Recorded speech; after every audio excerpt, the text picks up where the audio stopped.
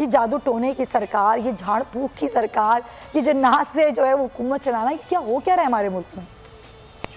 बिस्मिल्लाहिर्रहमानिर्रहीम।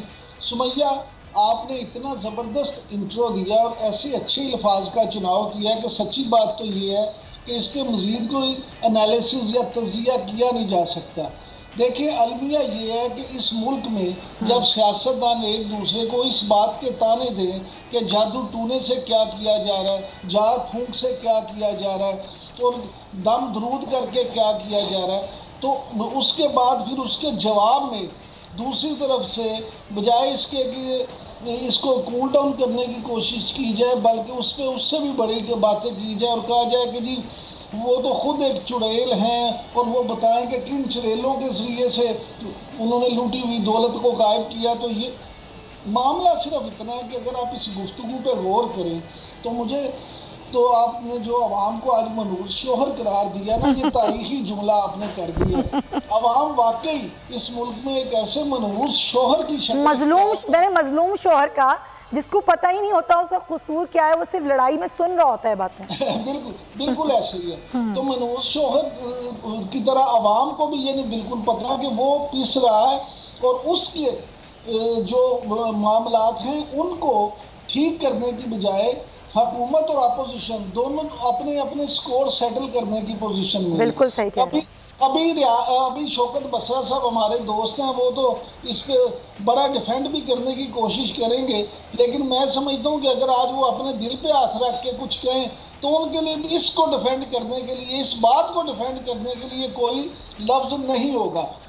सुमैया, देखना सिर्फ ये है कि ये ऐसा हुआ क्यों। मुझे आप ये बताएं कि इन 3 सालों में पीटीआई की हुकूमत ने जो कुछ किया और जो कारकर्दगी दिखाई, इल्ला माशाअल्लाह, वो सबके सामने है। और जब ये बातें इस तरह से हों और फिर पंजाब में खास तौर पे सबको पता है कि किसके कहने पे क्या किया जा रहा है, और जब इन्वर्टेड कॉमर्स में इस्तिहारा तो वैसे एक बड़ी अच्छी चीज़ है, इस्लाम में इसकी बड़ी फजीलत भी बयान की गई है, लेकिन कन्वर्टेड कॉमर्स में मैं बार बार कह रहा हूँ इस्तिहारा जो है उसकी अहमियत इतनी बढ़ जाए कि इतने अहम फैसले, इतने अहम मामलात में भी उनको अहमियत देनी शुरू कर दी जाए तो फिर ऐसी बातें। चले, आप भी ये समझते हैं कि वाकई ऐसा है? अगर मरियम साहिबा कह रही हैं तो वो ऐसे ही नहीं कह रही। राना एहसान साहब, ज़ाहिर डिफेंड तो किया जाता है, कायदीन के बयानात को कहा जाता है कि जी बिल्कुल सही कहा उन्होंने और इसका,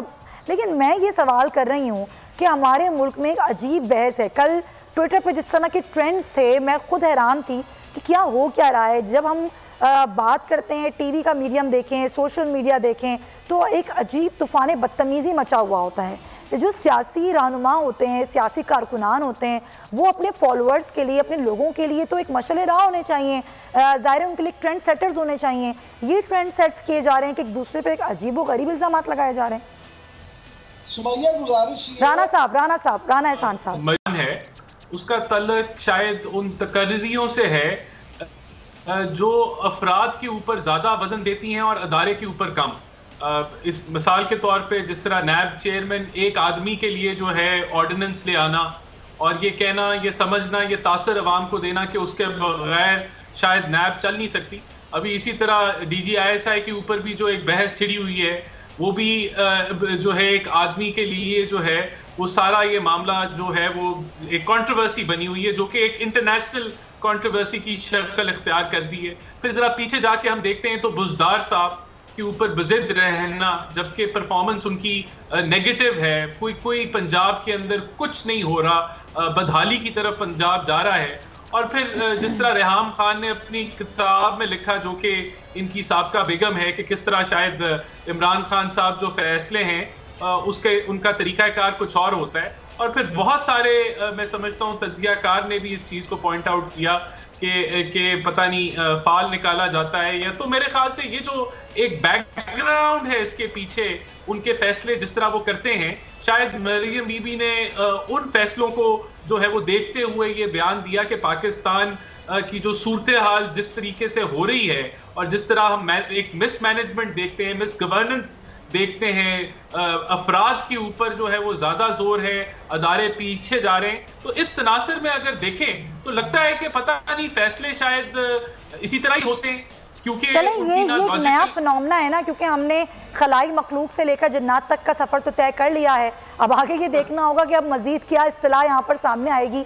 तो मुस्तफ़ा साहब आप क्या समझते हैं, क्योंकि मुस्लिम लीग नून का तो ये मानना है कि ज़ाहिर मरीम नवाज़ का बयान है कि वो ये समझती हैं कि हुकूमत जादू टोने से चलाई जा रही है, जन्नात चलाते हैं, यहाँ पर तोता फाल निकाली जाती है।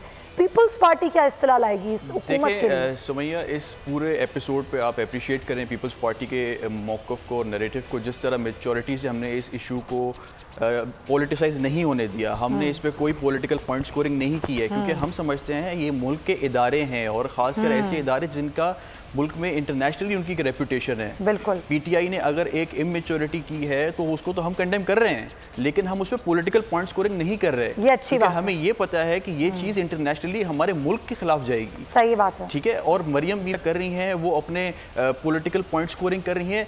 I think this is quite immature जिस तरह वो कर रही हैं, तरीका बहुत गलत है। आप कंडेम करें, हम भी कंडेम करते हैं। पीटीआई ने जिस तरह एक नामुनासिब तरीके से एक सिंपल से एक इशू को इन्होंने जो है ना वो एक क्राइसिस बना दिया है, आज मुल्क का एक क्राइसिस बन चुका है। तो ये चीज़ तो हम बिल्कुल कंडेम करते हैं कि ये हुकूमत ना एक्सटेंशन का नोटिफिकेशन निकाल सकती है, ना ये अपॉइंटमेंट का नोटिफिकेशन निकाल सकती है। तो ये मुल्क क्या चलाएगी? तो वी कंडेम दैट।